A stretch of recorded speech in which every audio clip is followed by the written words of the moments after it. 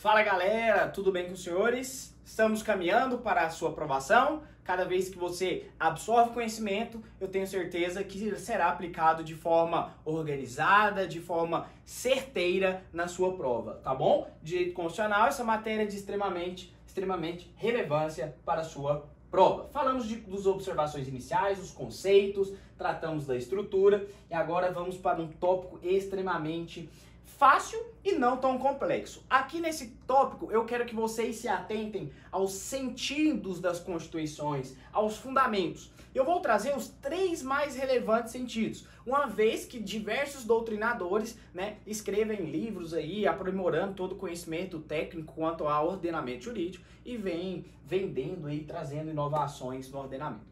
Não é esse o sentido, não é esse a conclusão, e eu quero trabalhar para vocês os mais recorrentes na sua prova, uma vez que eu estou fazendo esse curso para que você, além de ter um conhecimento técnico, além de que você possa surgir dúvidas, esclarecer outras pessoas, mas o objetivo aqui não é te formar um jurista ou te formar um excelente doutrinador. Ao contrário, é te fazer gabaritar, é te fazer ter um conhecimento razoável e suficiente para a sua aprovação. Tranquilos? Primeira coisa que nós vamos ver sobre os sentidos é que existem 3 sentidos, os 3 mais recorrentes nas suas abordagens de prova. O primeiro sentido que eu quero trazer para vocês é o sentido sociológico de uma Constituição Federal. Esse sentido sociológico é abordado por um camaradinha chamado de Ferdinand Lassalle. Ferdinand Lassalle. Diversos professores vêm com os mnemônicos aqui que eu acho que não condiz, né? Se fosse mnemônico universal, sem problema, iria passar com os senhores aqui, mas L com L dá sociológico, é umas coisas que vai bugar sua mente aqui, e o que eu acho que não faz tanta compreensão do seu estudo. O que eu falo quanto a sentido é que vocês têm que pegar as palavras-chave. Aqui eles vão, na sua prova, eles irão inverter esses sentidos. Vai falar que um é sentido político, que Carl Smith é o sentido jurídico e não o sentido político e vice-versa. Tá bom? Olha só, para Ferdinand Lassalle, a Constituição em seu sentido sociológico só é legítima se representar os fatores reais do poder. Marcos, o que eu levo para minha prova quanto ao sentido sociológico? Essa palavrinha aqui, ó, fatores reais do poder. Tiver no conteúdo material aí que vai estar disponível para vocês, os fatores reais do poder. Ou seja, a Constituição escrita deve corresponder à real, ou ao sentido da qual se expressa, não sendo utopicamente, tá bom? Caso contrário, será uma mera folha de papel, beleza? Se essa Constituição, então, ela não foi escrita e não estiver baseada nos casos reais, ela será uma folha de papel. Por sua vez, a Constituição real é a soma real dos fatores reais do poder que regem uma nação. Então, para Ferdinand Lassalle, Constituição, em seu sentido sociológico, é a soma real dos fatores do poder. Isso que eu quero que você leve a sua prova, tá? Lembra, você não está aqui para virar um jurista, para nada. É para você gabaritar a questão da sua prova e sentido sociológico é a soma real dos fatores do poder. Tranquilos? Isso que eu preciso saber. Já no sentido político, elaborado por Carl Smith, né? Vou colocar aqui, ó, sentido sociológico, SS, para Carl Smith, é o sentido político. O que é esse sentido político de Constituição? É o fundamento da Constituição, está na decisão política fundamental. Essa é a palavra-chave. Vou pegar aqui uma caneta, uma cor que destaca mais, mas olha só, está na decisão política fundamental. Essa é a palavrinha mãe aqui, chave para os senhores acertarem. Tranquilos? E distingue a Constituição de uma lei constitucional.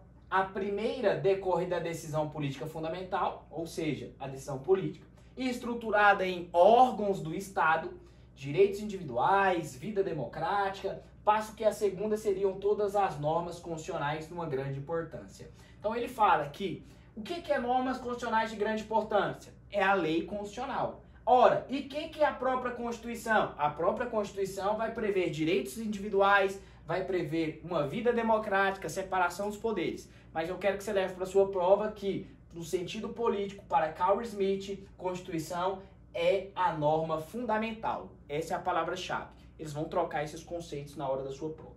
Cobrou isso no concurso de agente de segurança prisional, concurso de policial penal, do ano de 2014, eles cobraram exatamente essa questão, alterando esses sentidos aqui e perguntando no certame. Tranquilos? Olha só, e para Hans Kelsen, famoso austríaco, né, que viveu aí no século XX, e ele tratou que a Constituição, no seu sentido jurídico, é um conjunto de normas, ou seja, normas puras, é isso aqui que eu quero que vocês gravem, dissociado de qualquer outro elemento, seja filosófico, seja político, seja sociológico, seja cultural. Fruto do dever ser e não do mundo ser. Ele diferencia do ordenamento em dois planos, o jurídico positivo, tá? Que é o plano posto, ou deve ser o conjunto de normas jurídicas positivadas. Quando eu falo que essa norma está positivada, eu estou falando para vocês que essa norma está escrita, está positivada, está taxativa, certo? E o lógico jurídico, que é o plano suposto, tá bom? Pela norma hipotética ou fundamental, ou seja, é a criação, a elaboração imaginária do ser. Beleza? Tranquilos? Então, olha só. Qual que é o sentido que o Brasil adotou para a sua Constituição Federal, principalmente do ano de 1988? Nós adotamos, tá? Segundo aí os mais diversos doutrinadores e segundo o próprio STF, que já entendeu também, que a Constituição Brasileira de 88, ela é positivada, está num conjunto pura, beleza? Num conjunto do plano posto, beleza? Da norma fática, da norma positivada, do fato, do ser. Tranquilos? E essa é a que vocês vão lembrar. E Hans Kelsen é aquele que elaborou a pirâmide de Kelsen para as normas constitucionais. Tranquilos? Sentido jurídico. Esse é o mais importante deles. E na sua prova haverá essa distinção, perguntando qual é qual aí. Não tem segredo, não tem dúvidas. Eu passei as palavras-chave. É com essas palavras-chave que vocês irão matar as questões quanto aos sentidos. Tranquilo? Vou apagar e assim a gente avança aqui para a nossa próxima capítulo, nosso próprio módulo. Olha só, ainda tratando de direito constitucional, encerramos aqui a parte de sentidos, nós vamos passar para a eficácia das normas constitucionais. O que é essa tal eficácia das normas constitucionais? Ora, eficácia das normas constitucionais também está na maioria dos editais previstos aí de carreiras policiais. A galera tem uma certa dificuldade, mas tenho certeza que nós iremos esclarecer aqui. Vou ler com os senhores o conteúdo, tá? Quando a gente fala de normas, a gente vai ter norma de eficácia plena, norma de eficácia contida, norma de eficácia limitada e assim sucessivamente. Todas as normas constitucionais têm uma eficácia jurídica ou social, beleza? Ou seja, está na Constituição, tem uma norma jurídica, é importante. A eficácia mínima de uma norma é a jurídica, ou seja, a qualidade da norma para a produção dos seus efeitos jurídicos próprios. Algumas normas apresentam eficácia jurídica e social. Essa também é chamada de aplicabilidade. O que representa a qualidade da norma deve ser aplicada na prática.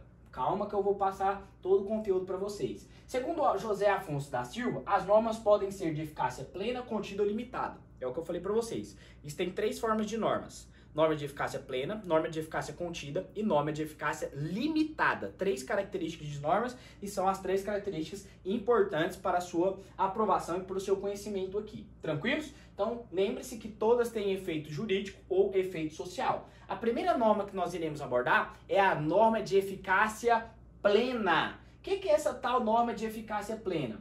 No momento que essa norma entra em vigor, quando a gente fala norma, a gente está falando de lei, turma, tá? Norma é sinônimo de lei. No momento em que essa lei entra em vigor, estão aptas a produzir todos os seus efeitos. Ou seja, se eu coloquei essa norma dentro do ordenamento jurídico hoje, a partir desse exato momento, ela já tem eficácia para garantir os seus efeitos e a sua aplicabilidade num total, num todo.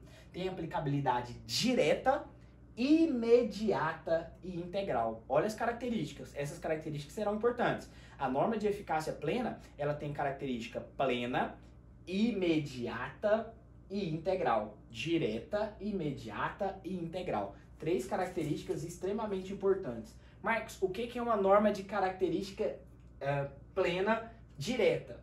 Ela não depende de norma regulamentadora para produzir seus efeitos. Marcos, como assim não precisa de uma norma regulamentadora para produzir seus efeitos? Olha só, turminha, quando a gente pega a lei de drogas, lá na 11.340 de 2006, lá na lei de drogas não vai especificar o que é droga. É uma norma que não tem eficácia plena. Eu precisarei, nós falamos isso na doutrina, de norma penal em branco, seja heterogênea ou homogênea. Ou seja, precisa de uma complementação. Marcos, e aí, o que é droga? Droga vai estar lá na portaria da Anvisa de número 244 de 1998, que vai estabelecer o que é droga.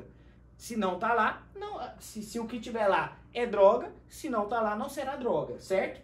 Então, norma direta não depende de norma para regulamentar produzir seus efeitos, tá bom? Imediata. O que é imediata? Imediata é um antônimo de imediato. Imediato é aquilo que ocorre de imediato, de forma fácil, eficaz.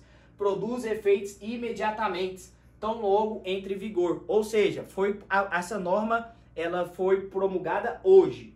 Hoje mesmo ela entrará em vigor, certo? E integral. Integral não permite contenção de sua eficácia, nem redução de sua abrangência. Se essa norma é uma norma de caráter integral, ou seja, essa norma não tem como ser reduzida, não tem como ser mitigada, tá? Eu trouxe alguns exemplos aqui das normas constitucionais de eficácia plena. O próprio artigo 2º da Constituição vai dizer assim, ó: são poderes da União independentes e harmônicos entre si, o executivo, o legislativo e o poder judiciário. Essa norma é uma norma de eficácia plena, certo? Então tá aqui, que eu acabei de ler para vocês, o próprio artigo 5º, inciso 3º da Constituição, que vai dizer o seguinte: ninguém será submetido à tortura ou a tratamento desumano ou degradante. É também, né, uma norma de eficácia plena. E por último aqui como exemplo, o próprio artigo 14, parágrafo 2º, né, na qual vai dizer de alistabilidade lá dos direitos políticos. Não podem se alistar como os eleitores, os estrangeiros. Então, estrangeiro pode ser candidato? Não. Estrangeiro pode votar? Não. Quem vota no nosso país, então? Brasileiro nato ou naturalizado, certo?